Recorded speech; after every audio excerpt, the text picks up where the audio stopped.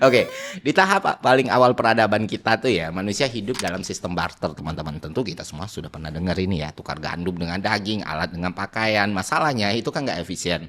Karena lu harus nemuin orang yang kebutuhannya persis sama kayak yang lu cari gitu. Nah, di titik ini manusia mulai butuh tuh sesuatu yang bisa jadi perantara nilai.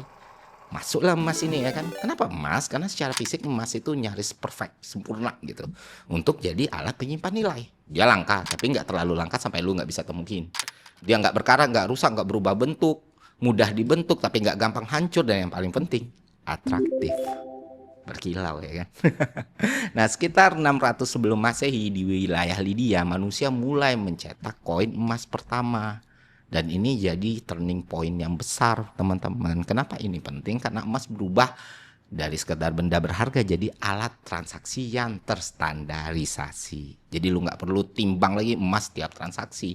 Dan ini diberlakukan hampir di seluruh negara dan kerajaan. Dan akhirnya trust pun muncul bukan dari individu tapi dari otoritas. Nah, di era kekaisaran Romawi, emas itu jadi backbone ekonomi gitu. Koin-koin yang mereka ciptakan itu dipakai lintas wilayah yang luas. Dan dari sinilah awal sistem moneter itu mulai terbentuk. Walaupun bentuknya jauh lebih sederhana dan tradisional gitu dibandingkan dengan sistem modern sekarang gitu. Di dunia Islam muncullah dinar emas. Di Eropa ada florin dan ducat gitu. Dan semuanya berbasis emas. Dari sanalah emas berkembang menjadi bahasa universal untuk nilai gitu.